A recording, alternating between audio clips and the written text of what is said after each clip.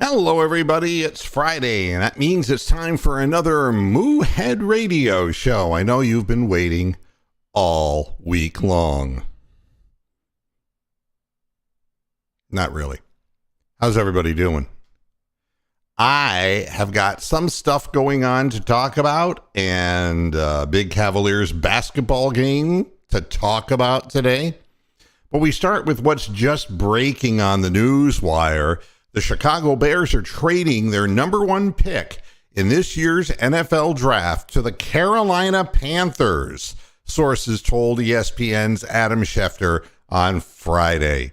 In return, Chicago's going to get DJ Moore, the wide receiver, the Panthers' first round number 9, the number 9 overall pick, first rounder, the 61st pick in this year's draft, and another first rounder in 2024 and a second rounder in 2025. The logic of this is rather simple. There are no wide receivers of any known talent who are available in free agency or the draft this year. Isn't that great news if you are a Browns fan? But by adding DJ Moore, Chicago landed its best chance to at least improve themselves in that position. And, they already feel they have their quarterback. They needed a receiver.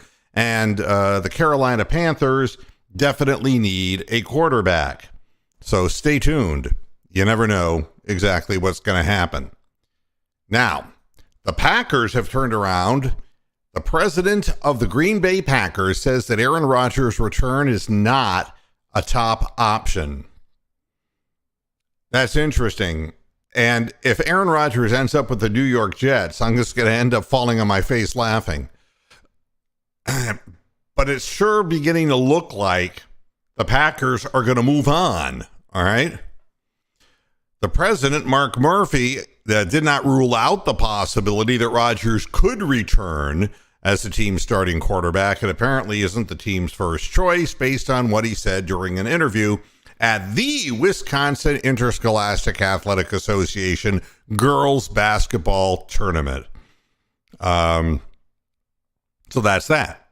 So you might have a season where Aaron Rodgers moves on and where Lamar Jackson moves on. How about that? That's something. Every time this happens, not the Aaron Rodgers thing. I could care less about Aaron Rodgers. But every time in the NFL, a football player who was a great football player in my generation and in the past dies under tragic circumstances, I point it out because the NFL is the most disturbingly violent league. It is the most disgusting of all the ownerships of all the sports put together. People literally got dumped on. And when looking back at the 60s and 70s and 80s, those guys got fucked. There's no other way of putting it. Today's story is Otis Taylor. He was the favorite target of Lenny Dawson for the Kansas City Chiefs many moons ago. You might know Lenny Dawson. He was from Alliance, Ohio. Otis Taylor, number 89, was his target. Big wide receiver, and a really good one at that. You look at the headline and you say, well, he died at the age of 80. And you say to yourself, well, by NFL standards, he lived a really long life. But read the details, folks. Get this. Here's a guy at 80 years of age that we know was basically born, if you go 80 backwards from where we are right now, would have been what? 1943, is that about right? Something like that. That's when he was born. Taylor was diagnosed with Parkinson's and associated dementia in 1990. That's right. That means he was 48 years old, folks. At 48 years old, the man was diagnosed with Parkinson's and dementia. In 2012, his family filed a lawsuit against the NFL claiming it was legally responsible for health issues he experienced, beginning with seizures that he was having in 1969. Taylor was bedridden, largely unable to talk in recent years. The lawsuit sought financial help for his care, that's all. In the days when these guys didn't make the kind of money that today's football players are making, and they didn't even know about these types of risks like today's players do. Otis Taylor was overseen for more than a decade by his sister Odell, a licensed vocational nurse, along with his wife Regina and son Otis Taylor III. After his playing days and before his health problems, Taylor spent 11 years as a scout for the Chiefs. Isn't that great? He dedicated his whole life, quite literally, to the Kansas City Chiefs to the NFL, and the NFL wouldn't give him one piece of anything. Got nada. Nada. One of the oddest circumstances in his career, and Otis Taylor's career, in the controversy in 1987, back when there was a players' strike, and you remember the Scabs, Taylor was arriving to Arrowhead Stadium in Kansas City for work when Jack Del Rio, who had just been traded to Kansas City, mistook him for a replacement player and physically attacked him. Taylor pressed charges against Del Rio, who is now the defensive coordinator of those Washington Commanders. The two settled out of court, thank God. Now, can you imagine that? Fucking Jack Del Rio, who was a lousy head coach and really not that good of a defensive coordinator, decided he was going to attack a scab player who was outside the union when the union held out and the owners held out. The owners took that logical step to put inferior product in front of the fans so that they could continue to rake in the fucking money. Players got to get together, man. Divided, it just doesn't work out. But I would just have been remiss if I didn't mention another player suffering seizures back when he was an active player, not late in his career, and first being discovered with dementia at 48 years of age. This is the NFL. Wasn't that the show what was the show Lenny Dawson was on HBO? That's what it. The Dolphins have picked up the fifth-year option on Tua Tagovailoa, and there are some people who are probably thrilled about that, and some people, frankly, in Miami who are not. But the question about Tua's health goes far deeper. He'll be a future Otis Taylor. And the Dolphins want to bring him back just to finish him off. I don't have anything else to say about that. On the front of the Cleveland Browns, it was a day that Bubba Ventrone got his opportunity to sit in front of the press and make comments. I want to say this much. Bubba Ventrone was an overachiever. A guy who made a team special teams only, man. And he was a good special teams player. Damn good.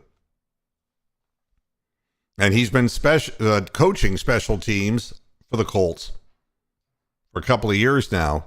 And now he's with Cleveland to do the same thing.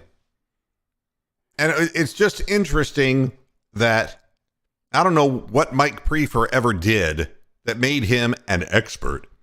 But I would say that Bubba Ventrone lived it, played it, and knows what it takes. And, give me overachievers. Because honestly, the most thankless position on the field is special teams. When you're on the blocking squad for kickoffs and punts, Those are the guys who fill out the roster, who give their bodies up, who get the shit kicked out of them, that don't make all that much money. There has to be in it something for these folks. And in order to make it, you got to be an overachiever. Now, unfortunately, none of that has been taught to Cleveland Browns special teams since Mike Prefer became the special teams head coach. And certainly the hope is that Bubba Ventrone will be able to communicate that. Another part of it, though, is Cade York. Cade York is a guy who's got really a hell of a lot of talent, but he had some problems last year, as did everything that Mike Prefer touched. Bubba Ventrone has had good luck. Chase McLaughlin, who used to kick for the Browns, who was a horrible beyond 50-yard kicker, I want to say that beyond 45 or 50 yards, he went 9 of 11 under Ventrone's coaching, as opposed to like 4 of 12 or some ridiculous number with the Browns under Prefer. The key with Cade York is that Cade York will beat himself up. And really, the interesting thing and the highlight, I guess, of the whole Bubba Ventrone sit before the press and answer questions is that he said that he wanted to bring in some speakers like Josh Cribbs and Phil Dawson to really not only connect this team to a generation or two before, but to get a real vision of what it takes to get it done on special teams. Phil Dawson was the ultimate example of a guy who you just take it all in stride, and Cade York is the opposite of that. You must forget your mistakes as a place kicker, or they will eat you alive. It's like the best golfers in the world go through periods where they can't putt. Every single one of them. And they start thinking about it. And those who recover, who say, hey, I know I've done this. I can do this. I can handle this. And they forget about, a series of tournaments where they just can't get the short game going. They move right forward because they have mental toughness. Cade York beat up on himself, and Mike Prefer sat there. And not only did they let him sulk, but idiot Stefanski didn't even give him an opportunity to come back out on the field. So the last thing that Cade York had to remember throughout the season was whatever the last miss was. And that they'd be in field goal range needing points, and that Stefanski would just not go to him. And that fucks a person's head up even worse. So there's a lot of reasons to believe not that the Browns have a returner who's dangerous like Josh Cribbs or even like Travis Benjamin, who before Donovan Peoples-Jones' 76-yard return this year was the last guy, 78-yard return back in 2015. That was the last punt return that the Browns had for a touchdown. Can you imagine that? I know it's not easy today, but it's all about field position.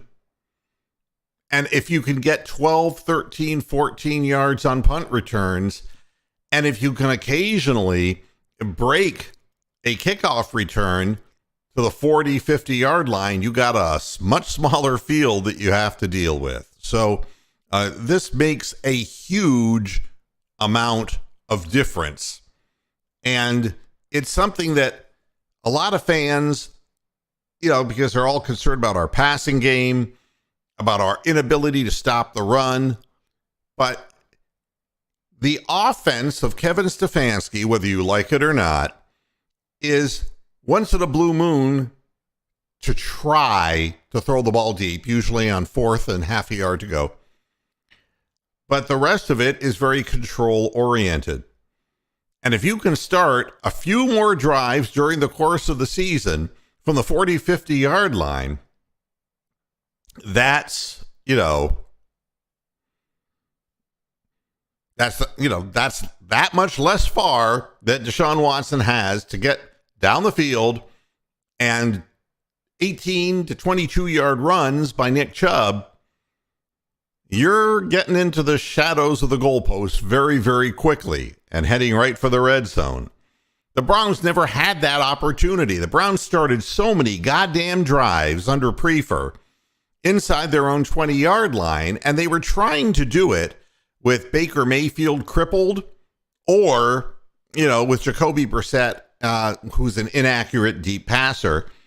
And it's very difficult to nickel and dime a team for like 80 yards or 90 yards downfield. And then when you have a coach who refuses to go to his high priority, high draft pick kicker to go for it on fourth down, and then they panic and make ridiculous calls. So the whole thing starts with field position, always has, always will. Now, you're not always going to get field position, that we know. But what we also know is that we have weapons that in a shortened field is going to make teams question how they play us defensively. When we're sitting back on our own 10-yard line, it's almost so predictable that the first down play is going to be a 5-yard pass to the tight end or a handoff off tackle, that it's a waste. Then you're forced into third down throws deep in your territory, and you're not going to throw a ball down the field for fear of being intercepted. And the whole offense is predicated on fear. Fear! That's Kevin Stefanski. He's constipated. Look at his goddamn face. He's constipated. That's the problem with the Browns. Not his constipation per se, but the fact that when you're on your own 10-yard line and you don't have deep threats, you can't threaten anybody down the field. Better field position, better opportunities. Papa John's. All right. Enough said about, Bubba Ventrone. He was only in front of the press for 15 minutes, and it may not seem all that important, but that's that. If you're wondering, some fans, it's interesting. The draft, as it gets closer and closer, is such a non-event for the Cleveland Browns. I just wanted to share with you overall that we're not picking until number 42, and then the next pick is number 98, and then the next pick is number 111, and then 126, then 140, then 142, and then round 6, 190, round 7, 229. You got to be honest with yourselves. The round 2 pick is the only chance you have, maybe the number 98 overall, but that's hard to conceive. To get a player who's going to be of any real value.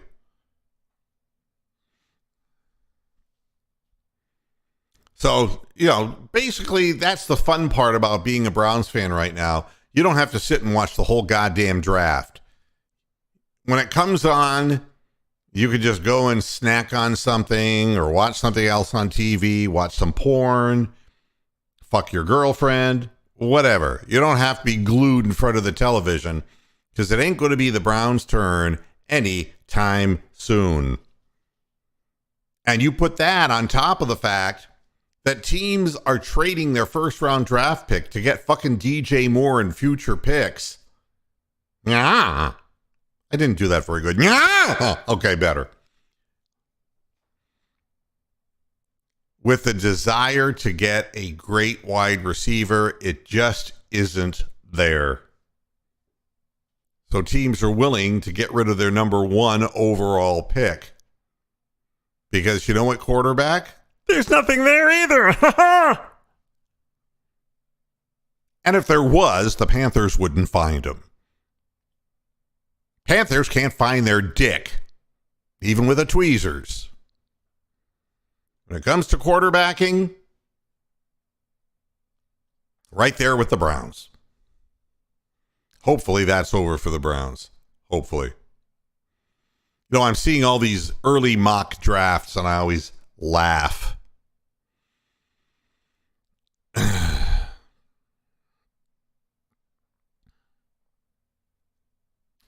There are some things that are not real positive. When you're looking at the number 42 pick, it's like you're going to get an interior lineman or you're going to get a wide receiver.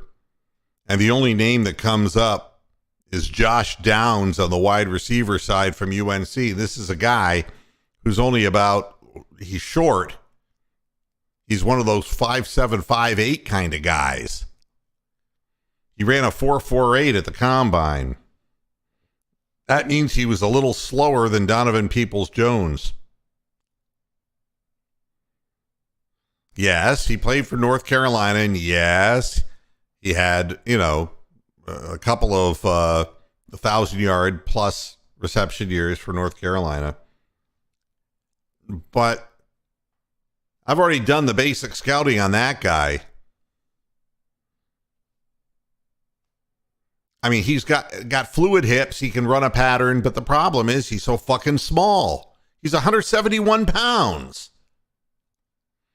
At the pro level, man, in press coverage, he's going to get pushed right out of his route. This is not going to help the Cleveland Browns, and they're not going to go for that kind of a wide receiver. They'll only try. The only hope for the Browns, the only hope for a wide receiver, is if somebody more prolific, who's a bigger, faster receiver, commits a vile crime and drops precipitously, then the Browns will go for a wide receiver. Other than that, it's likely that it's going to be a defensive tackle. The name Maisie Smith from Michigan is coming up by a number of people. Durant Dexter out of Florida is another one. Keanu Benton out of Wisconsin is another one. These are not glamour picks, folks. We're talking about defensive tackles, but we need help. We need help at wide receiver. We're not going to get it. We're going to have to rely on the amazing $230 million man to spread the ball around to whatever it is that's out there. What we have to hope for is that we can stop the running game. So there you have that. You already know that. I don't have to tell you that. Now venom time for Mr. Moohead. You all like Mr. Moohead's venomous ways. I just want to say something about Kevin Love and get it off my chest. He's a fucking prick, and he's a liar. Okay? You put on a public face and, oh, what a wonderful guy Kevin Love is. Kevin Love is a piece of fucking shit. Not because of anything that he did on the basketball floor when the team had LeBron and in the championship year. Got nothing bad to say about that. But this whole notion that he goes in front of the press and says, leaving the Cavaliers for the Miami Heat was the hardest thing I ever had to do. What a crock of fucking shit that is. And I call bullshit on ownership. I call bullshit when I know. And this one I know. And I'm not at liberty. My hands are fucking tied. But I'm telling you, this isn't the truth.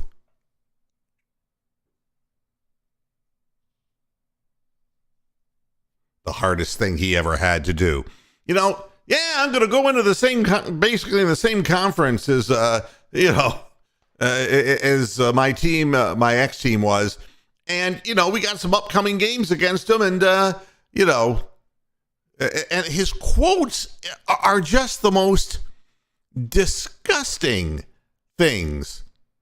Professionally, it was the hardest thing I ever had to do without question. I'm going to bring Bronk in here. Hi there, you big moose head. I was asleep. up until like 10 minutes ago. I was having a nap, and then I got woken up, and I thought, "Oh, the show's on." Well, what I was going to say is, if you were asleep, it's no different than the rest of the viewers who didn't show up today. So, Right. Well, you're in the majority. yeah, I saw. You know what? How I watch these basketball games. I'm going to watch tonight, and I have a very quick hook. Like if I think the Cavs are going to lose, or if I think they're going down to defeat, or I think they're playing well, or I think it's a shit game, I'll turn it off in the first quarter, second quarter, third quarter, whatever, and I'll go to bed. And sometimes I'm usually right, sometimes I'm wrong, and they come back and win. I watched the entire Miami game thinking that they were going to come back and win at some fucking point. There was no way that Miami was going to keep being in the lead of that game. And they actually won. I'm so glad that Kevin Love's team got beat, because we're not his team anymore, are we? No, I mean, but here's the deal. I mean, he said, I think you guys know how much I love Cleveland, Ohio. All the fans there have always supported me and the team. That's true. Naturally, winning there makes it bigger than guys like myself and Kyrie and LeBron. Even here, I look up and see the championship banners, and I'm like, that's special. I go back to Brecksville, and I'm like, we did that. We really did that. That was really incredibly hard to do after 8.5 seasons. So they asked him, why? Why did you leave? Why did you do it? Yep. Here's this quote. I felt like I could still play, and I know I can still play, Love said. Sometimes you have to give yourself up and sacrifice. There is no sacrifice. Not for Kevin Love. I wanted to be out there and be a part of something bigger than myself. There is nothing bigger to Kevin Love than himself, okay? I didn't think I was at the point yet where I was going to sit there and watch. Well, just wait. It's happening right now in Miami. You stupid fuck. He will be. He won't be starting for long. He ain't that good. I mean, do you really think... I mean, Miami just took a flyer because you can see what the problem with the Heat is. They have a really good coach. Eric Spoelstra is a really good coach. Yeah. And they got some nice guys who are 2-point shooters. Abadeo, the only real legitimate threat they have from deep is Hero. Butler won't take threes. Strus is way down this year compared to what he was. And I'm going to get into an analysis in a minute of what makes the Miami Heat have such a problem now. It can't help that they got hurt Kyle Lowry. I can't say his name properly. Kyle Lowry. Kyle Lowry is the guy who gets thrown out of a game when they need him the most. Yeah, whenever he sees things going to hell. Do you remember with the Raptors? Pussy. Yeah, he would get thrown out of games. He'd get technicals and get bounced out of games. He's not a winner. Not a winner. He was a dangerous player. Now he's an older, less dangerous player. Like me, really. Anyway. So at any rate, I'm going to see if I can come up with, and then there's this, this whole notion that the Cavaliers, when Love missed a few games with a sore back. Yep. And the plan was to pull him from the every night rotation to give Dean Wade, who has been awful because he's never healed from an injury. Dean Wade was given an opportunity to get back into the every night rotation of things. And, Love was a DNP guy. He just wasn't playing. And, after a number of games, there wasn't any more room for Love really on the roster. And that didn't sit well with the 14-year-old. They were willing to keep him because he's popular with his teammates. And I see, Bronk, you're back again. Kicked the wrong bucket. I hit the wrong button here. I'm not. That's what happens. That's what happens when you hit the wrong button. When you kick the wrong bucket, though, you keep living. Kick the wrong bucket, yeah. Yeah. Here's Love's quote. Unhappy? I think I was more frustrated than I just wanted to play. I felt like I could still offer a lot, and I think for the bench down there, it's been up and down for them. So I felt like if I was given another opportunity, I could make an impact. Being angry, being frustrated, that sort of thing. It's not me being pissed at the front office or JB or anybody like that. It was more so I still think I could play. I think it was me having pride in that and just wanting to be out there with those guys. I guess that wasn't in the cards, and I don't know if it was going to be. I worked my butt off and just figured eventually down the line that I would get another opportunity. But I didn't know if it was just like they were going to wait until the playoffs.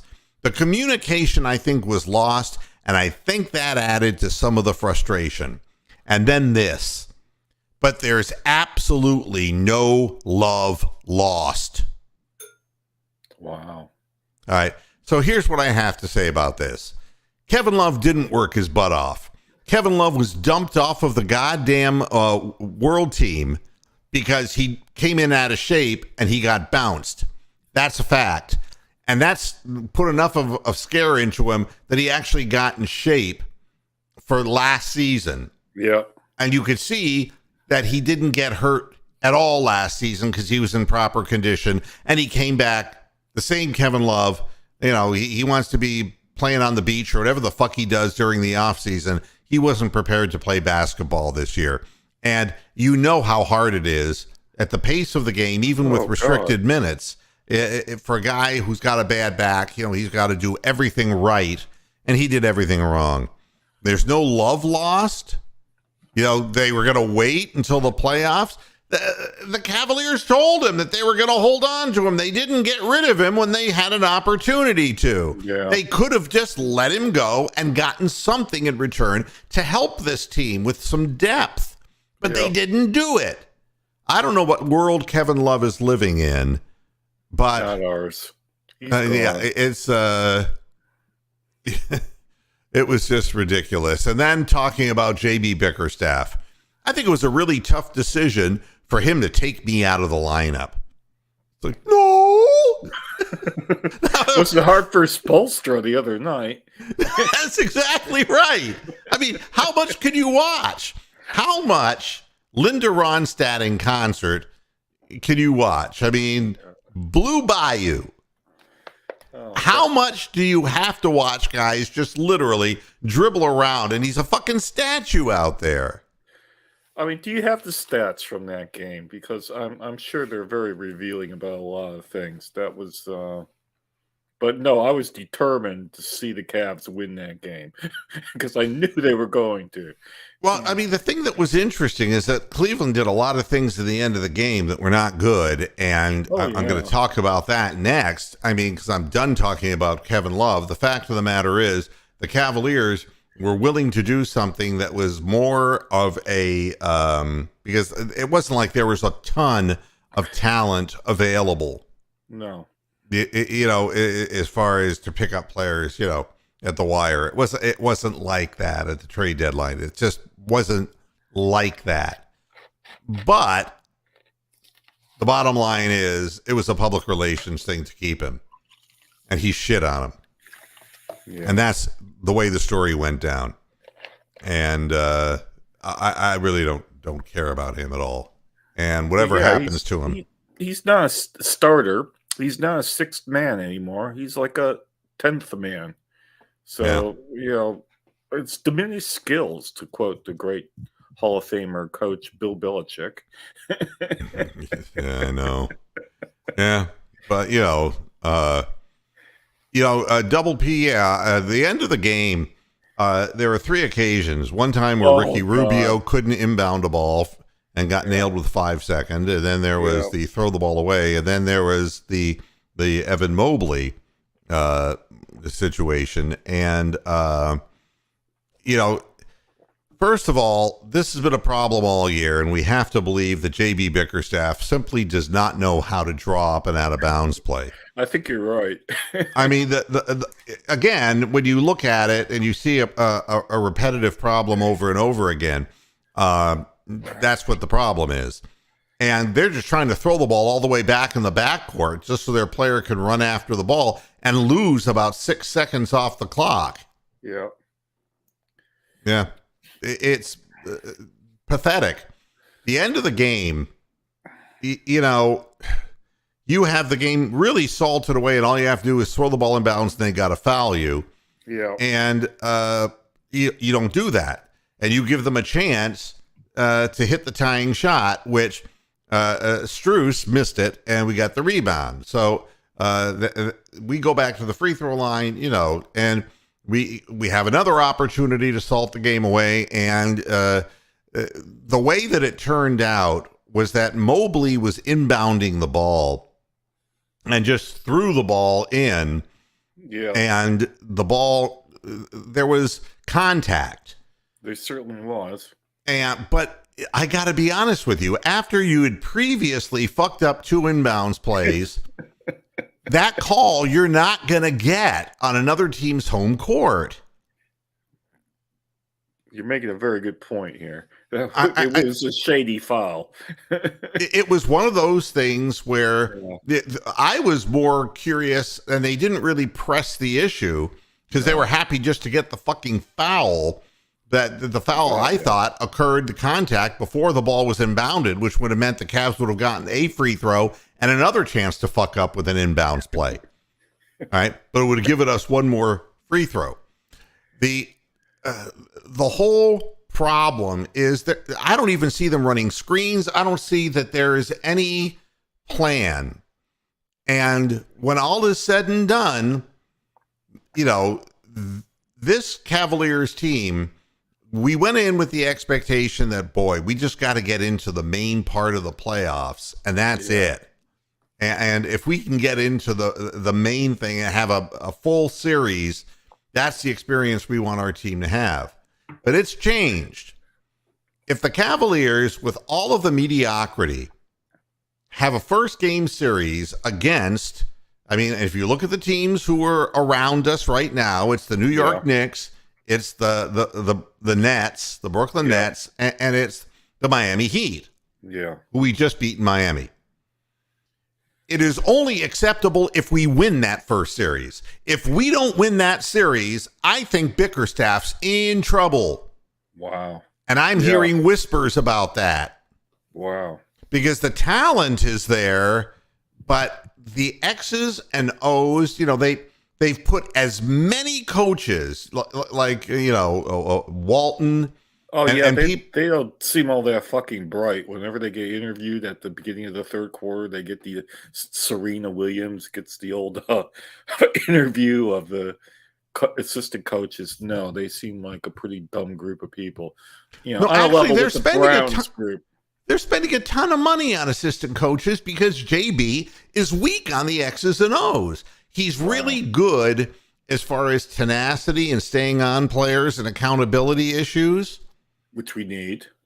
But see, the thing is that you get to a point where if you've imparted that, but you can't teach X's and O's and you're losing close games. And the Cavaliers were fortunate to come away with a 104-100 win. Now, this will dovetail into what the real issue is in Miami. The Heat have a good defense. They have some good players, but they have the wrong kind of players for today's NBA game. And stop and think about this. Tonight we're playing them again on NBA TV at 8 o'clock. So you're going to be, and we're going to be watching, everyone's going to be watching the Miami announcing team's broadcast. Yeah. If the Cavaliers have a game where they're knocking down 3-point shots, the Heat was willing to give Cleveland 3-point shots. We just don't have anybody who's either up to taking them or up to making them, except for Garland and, of course, for Spida. Those two guys could make threes, but what else do we have? We've got Isaac the Reluctant. We have Evan the not yet developed. Yeah. And we've got Dean Wade, the still injured. Yeah. These are the people who are taking, you've got Karras, the, once in a blue moon, Levert, who's more effective when he's going to the basket and dishing off and that sort of thing. Yeah. We don't have 3-point shooters. So Miami is going to be content in tonight's game doing the same thing they did last time, which is, if you got to give up a shot, just don't let those two guys, Donovan Mitchell and Darius Garland, bury you at the three. And you just, whoever they put in the game, let Ricky Rubio fire them up. Let Lamar Stevens fire them up. But the problem for Miami is their side. Their side, they don't have the capacity to consistently make three-point shots. No, they don't. No, so if one team has a big three-point shooting night, that's who's going to win. All right? That's who's going to win the game. Yeah. But that isn't a certainty that that's going to happen for either team. So you're likely to see a lot of close games between these teams because they both have a slower pace of play, and the fact that they don't junk up the stat sheet with a bunch of 3-pointers.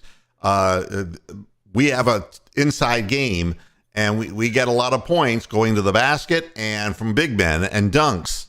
Wow, slower pace of game. You're not fucking kidding. It seemed like every possession was like down towards the end of the shot clock on both teams. I mean, there had to be like the least number of possessions of any game I've seen all year was that game the other night. And then Miami wasn't shooting that bad. I think they ended up shooting over 50%, but they just turned the ball over like 100 times. There were 20 turnovers, and they started out shooting 71% in the first quarter and hadn't pulled away from Cleveland. Yeah, I mean, when you're at home and you're shooting 71% in the first quarter, you should have buried somebody. And they shot 50% for the game, 51% for that game. It definitely felt like that.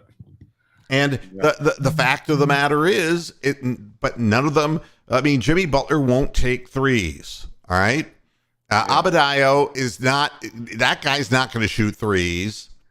I mean, they have a bunch of players who, honest to God, don't shoot threes. Now, here's what people in Miami have analyzed. This is not me saying this. This is right off theringer.com, and this is the Miami, analysis of things. Yeah, and Miami has better media than Cleveland does. They have to. Well, you would think. You'd think so. The most important players for the Heat are having the seasons that they are expected to have. I mean, Tyler Hero and Adebayo and Jimmy Butler all averaging over 20 points per game, all right? Yeah. That's the foundation of them, and defense, all right? However, even with those players living up to expectations, and Hero is a guy who is the sixth man who gets moved into the starting rotation, and he's doing really well. Out of 56 total players averaging 20 points per game this season, Butler ranks 52nd out of 56 in three-pointers per game, while Adebayo ranks 56 out of 56.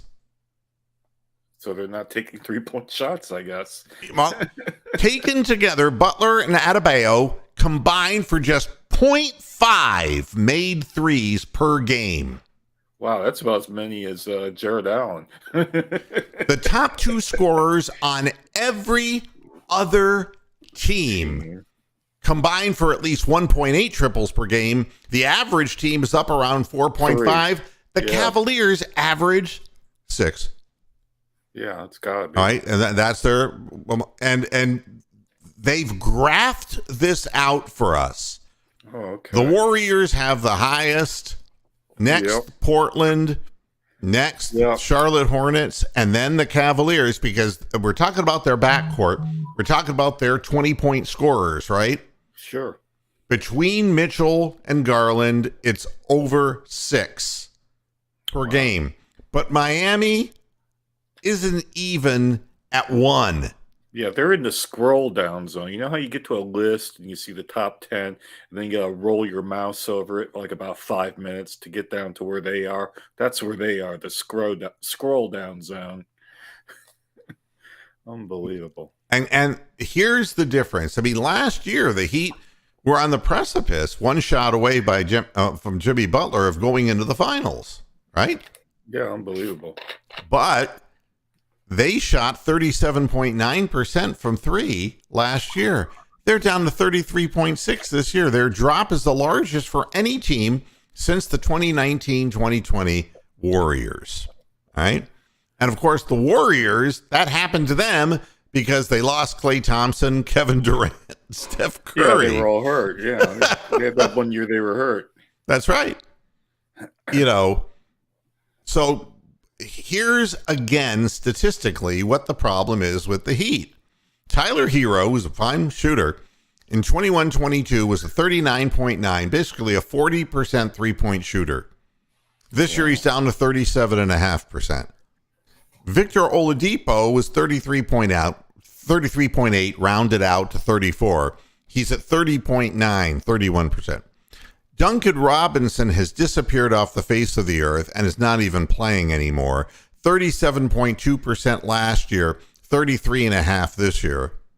Caleb Martin last year at 41.3%, down to 37.4%. I mean, Kyle Lowry, 37.7, down to 33.3. Gabe Vincent, 36.8, down to 32.0. And Max Strus, who was a guy who was making 41% of his threes last year, down to 33.5% this year. You put it all together, that is a universal decline. And it's, the truth always lies somewhere in between. But it isn't that they're not getting open shots. That's the other thing. Actually, they've measured they have a statistical way of breaking down how makeable a three-point shot is based on how good the closeouts are. Yep. The Heat's three-point performance based on expectations, all right? Okay. Last year was 34.3. The expectations was this year 34.7. But last year, they exceeded by nearly 4%. Okay. And this year, down 4%. What does that tell you? They're getting old. Not only that, but they couldn't sustain what they did last year. Yeah. But the other thing, in 21-22, they attempted the most challenging threes in the league and made their shots. But their looks are a little bit easier this season, and they're missing them. Wow. So this is the problem for the Miami Heat. If you're the Cleveland Cavaliers, you've got to take open threes to see if you can make them. Because once you just abandon against a team like this, you're for sure going to put yourself into a situation where you're going to be in a close game on foreign soil. Oh, yeah. It'll be a very scrappy game, too. A lot of 50-50 balls rolled around on the court and, tugging and pulling and landing on people's feet and all that. And the Cavaliers players had a nice day off partying in South Beach. So the bottom line is how ready the Cavaliers are to play tonight is another issue. Oh, that's a point that's well worth making. That's why this game is really important to watch, to see how they get on, because I see it as a playoff environment. You go away and you're in the city for 3 days and you got to play 2 games. This should be treated like a playoff game, not a party game. Well, we say that, but it keeps happening. And every time we see something like this, if we can't inbounds a pass at the critical time of the game because the coach can't draw it up, and if the players keep hitting the floor having partied too much the night before, then what JB is supposed to be good at, he isn't getting through to the players. Yeah. But the bottom line is, it isn't going to be enough to get in to the draw. You got to win the first round. I watched 2 games in a row.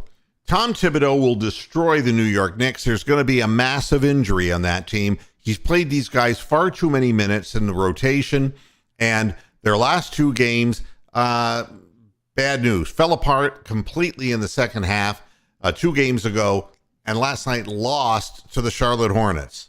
That ain't supposed to happen. Lost to Charlotte. Wow. They lost. They were winning the game. They had like a 15-point lead, and it all went away. It all went away. Wow. And so the Knicks have lost 2 in a row now. We've had a couple teams doing us favors. The Brooklyn Nets fell behind by 20 some odd points against the Bucks without Giannis. Okay. Wow.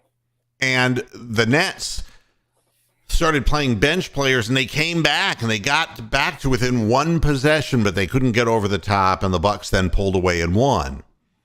So both of those New York teams lost for us, and we beat the other team, the Heat. We helped ourselves out a hell of a lot. And you know, it was, Brunson got hurt last night.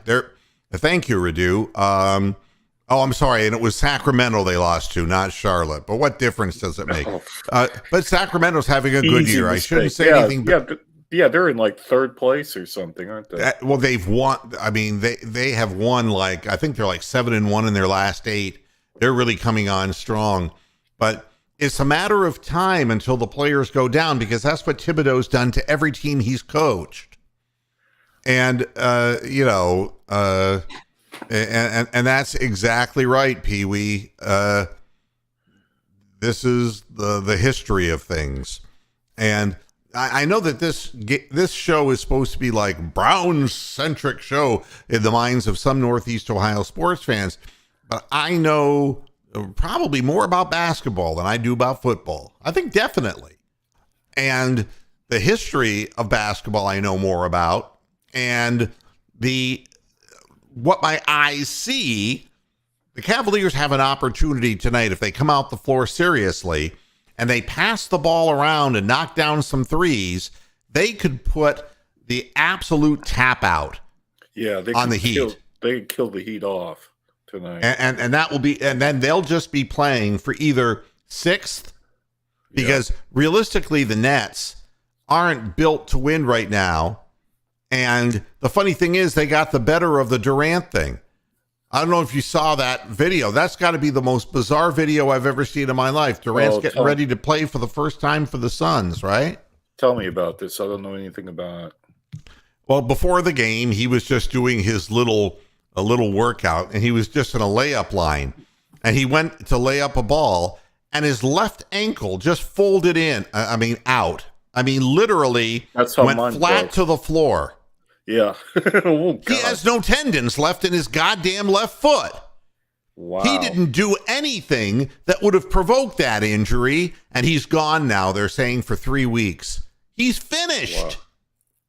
He's finished. He ain't going to play with that, because he has twisted and turned and had lower leg issues for so many years now, and he's still got pelican legs. I've never seen anything like it before. You can go on, YouTube, and you'll find. That's what happened to me, being like a 60-year-old man walking around, and my ankle turned that way and fucking broke. And that's a year ago now. Right. You know what the scary thing about it was? What? The scary thing wasn't that he did it and he went down on the floor writhing in pain. Oh, God, yeah. He got right back up. Oh. This is a common thing amongst tennis players. Tennis players, when I was one, we would move side to side. You had to run balls down, and sometimes you'd have to run from, east-west, Okay. But the reality is a lot of movement from the baseline when you're just in rallies are side steps, side to side, side to side, on your toes. But the problem is the courts, especially when you're playing on hard true, which is the synthetic clay. Or like concrete. No, it's actually like synthetic clay. It's a soft surface, which is great down here. It's not a hard court. It's not asphalt or cement. All right. But the problem is that the lines on the court can get raised on you. In other words, if there isn't enough clay material on the court, and it takes a lot. You can trip over them? Oh my God, yes. Are you kidding me? It's happened to every player who's ever played the fucking game. And what happened? Well, you get rain. And if the courts aren't completely leveled off, every time it rains, it washes some of the top dressing off the court. And those lines are literally tacked. They're tacked down. Oh, They're actually right. tacked. All right. Like hammered. Okay. No, I didn't Yep. know that either. Yeah, I didn't know they Yep. were hammered in. Yep. They're tacked right in. And so if you don't keep the right amount of material on the court, they'll stick up. And when you're doing a sidestep, you'll hit that and you'll just roll your ankle.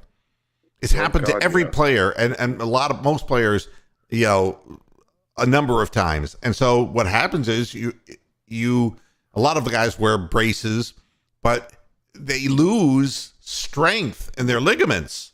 Yeah, sure. Yeah, the And more that's what I times saw. yeah, You yeah. watch that video, and if you haven't done it, go watch it. That is the sign of a person who has such stretched tendons that they don't have the ability to stop that from happening. Well, that makes sense to what happened to me because with my neuropathy and my back problems, I'd fallen over a few times the previous years, and then I had my surgery, and then obviously I fell over again, broke my ankle. So yeah, I'm probably a lot like these guys. Only I'm 30 years older than they are. Yeah. So I mean, and I'm just going to do a quick check here because there is some concern on my part if I can get this to. Well, this isn't going to cooperate with me. I wish it would. See if I can actually make something out here. Darius Garland is questionable with a right quadricep contusion. So we're going to keep an eye to see if Darius Garland is actually playing tonight. I'm not sure what the situation. That's going to be a game time decision. well, he gets mugged virtually every game by somebody. Gets hit in the face every game. That's what happens to him. So at any rate, that's that. I've spoken my piece today, and I want the game starts at 8. I want to eat my dinner like a civilized person, and yeah, exactly. Me and Topaz, we have the same eating style, except he just puts his face in the bowl, and because I have an opposable thumb, I can actually use a fork. Yeah. Yeah. So do I need to go back to the beginning? Did you say anything interesting like for the first 15, 20 minutes? Oh, I think people will make arguments that what I say is sometimes not interesting at all. So I'm not the one to make that judgment. I would ask the people in the chat room about Yeah, because I got in here just as you were starting on Kevin Love. So unless you had been on him for a while. So I don't know what you talked about before. So Radu, load management issue. Yeah, possibly. Maybe they feel that it's not a back-to-back night, so I don't think it would be a load management issue. I think though that Garland did take some shots in the game. It was a very physical game, and if they feel they need to rest him, they need to rest him. But now's not the time. If you don't have to, you don't do it. yeah, So do it when we play Charlotte twice. Yeah, that'd be a better time to do. I'd like to point out everything to our international audience is that we're coming up to that wonderful time of the year when America moves their clocks forward 1 hour and we don't for 3 weeks. So Moohead Radio and everything else will start an hour earlier for us. Well, let me ask you this: when does that actually happen? Well, your clocks go forward Saturday night. Oh, they do. And ours go forward at the end of March. That's good. Thank you. And Mark Lewis, I'm feeling all right and doing all right.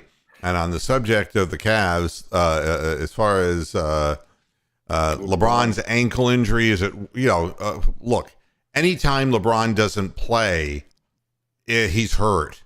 Oh God, yeah.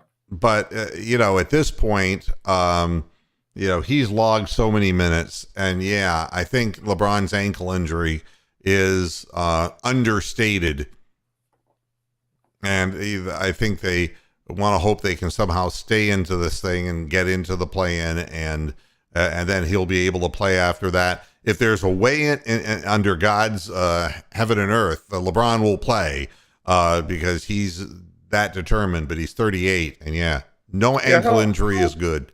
How old is Bronny? Is he like a high school senior now? Is he going to start university next year? Yeah, well, that's the word is that he would be, but he's not. really, as far as I know, on the radar as far as being one of the top guys. Okay. So there are those who believe that his brother might wind up being a little bit better because he's a better mid-range shooter and he has more height for one thing. He's up to 6'6", and he's only like 15 years old. So there is belief that maybe that young man will have a little bit more than Bronny, who's a good ball handler, but is not a real, a big time scorer at this point. Wow.